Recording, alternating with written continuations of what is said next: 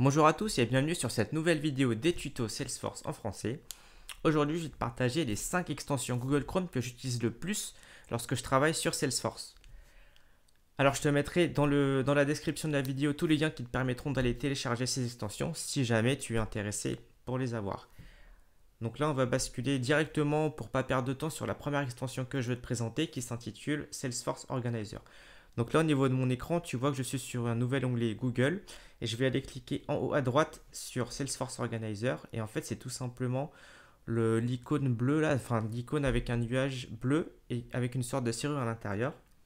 Donc si je clique dessus, tu vas pouvoir voir que j'ai quatre organisations différentes. Et donc la première utilité de Salesforce Organizer, comme son nom l'indique, c'est d'organiser toutes tes différentes org Salesforce dans l'ordre que tu le souhaites et si tu veux dans des groupes. Donc là, moi, pour faire simple, j'ai fait comme dans un projet en fait.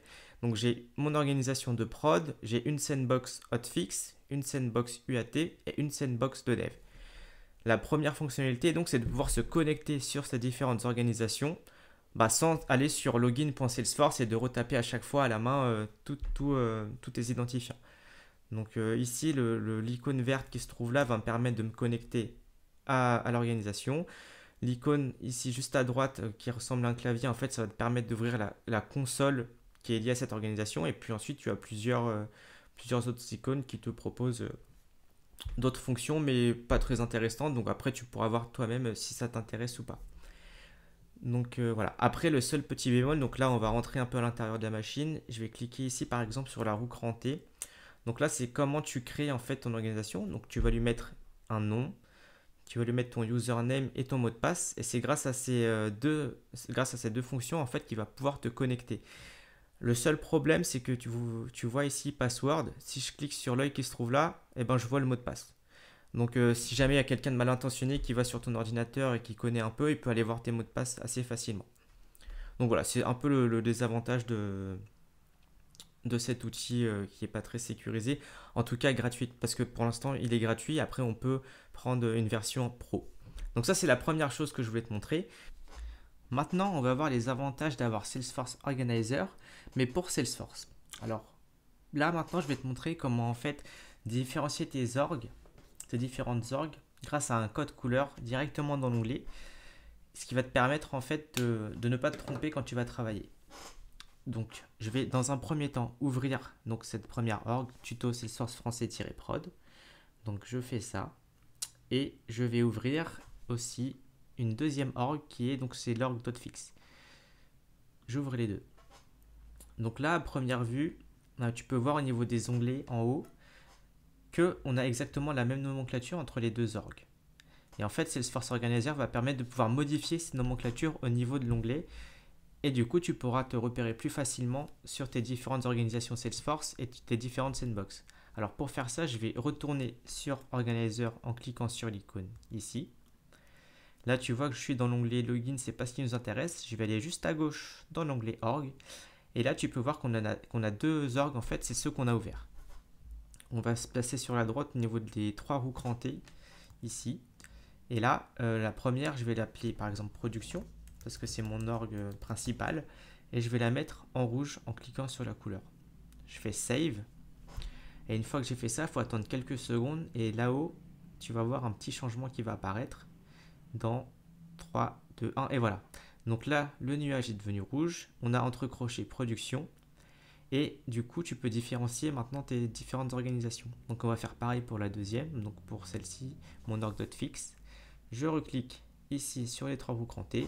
Je vais l'appeler par exemple hotfix et je vais la mettre en rose. Tiens, je vais enregistrer et là tu vas voir que ça va se transformer en rose avec hotfix aussi en crochet comme pour la production. Donc voilà, c'est un système plutôt intéressant, surtout si on est amené en fait à travailler sur différentes organisations. Et voilà pour cette première partie donc de Salesforce Organizer. Et maintenant, on va entrer directement dans Salesforce pour aller voir les différentes fonctionnalités que propose cette extension. Donc, je vais quitter l'org.fix. On va se concentrer sur celle-là. Une fois que tu as téléchargé l'extension, maintenant, tu peux voir un bandeau en bas à gauche qui s'appelle Organizer. Donc, une fois que tu as installé l'extension, ça va se mettre automatiquement sur toutes tes orgs Salesforce. Je vais maintenant cliquer sur ce bandeau Organizer. Et une fois que je clique dessus, tu vois qu'on tombe sur une liste déroulante avec un certain nombre de fonctionnalités de l'extension. Alors moi, mes vidéos sont consacrées vraiment à la partie fonctionnelle de Salesforce. Et en fait, tu peux voir qu'il y a plusieurs fonctions qui sont vraiment réservées à un profil plutôt de développeur. Donc aujourd'hui, on ne va pas se concentrer sur ces fonctions de développeur, mais vraiment sur la partie fonctionnelle, donc plutôt d'admin et de consultant Salesforce, donc comme je le disais, fonctionnel. Donc on va se concentrer tout d'abord sur la première fonction qui s'appelle Quick Links ici.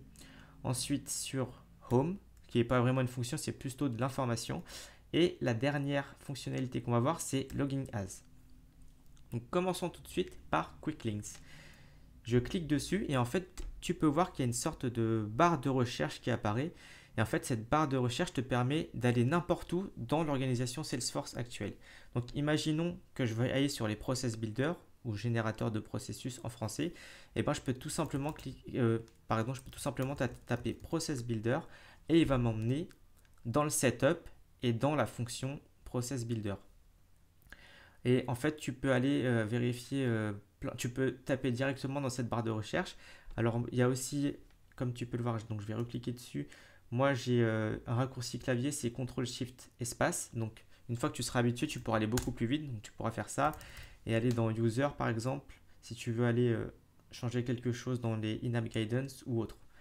L'avantage aussi, c'est que tu peux contrôler ce que tu vas aller chercher avec l'arrobase qui se trouve ici. Donc imaginons que tu veuilles aller sur les page layout d'un objet en particulier. Et moi tu vas faire arrobase et tu vas taper objet, enfin tu commences à taper objet pour en fait aller rechercher des informations au niveau des objets. Donc là j'ai object et je veux par exemple aller sur la page layout de l'opportunité. Donc je commence à taper hop, lui il reconnaît l'objet opportunité et il me sort en fait tout ce que je peux faire au niveau de cet objet. Donc Lightning Record Page, les fields, etc., etc. Donc comme j'ai dit, moi c'était les page layout. Donc j'ai juste à cliquer dessus.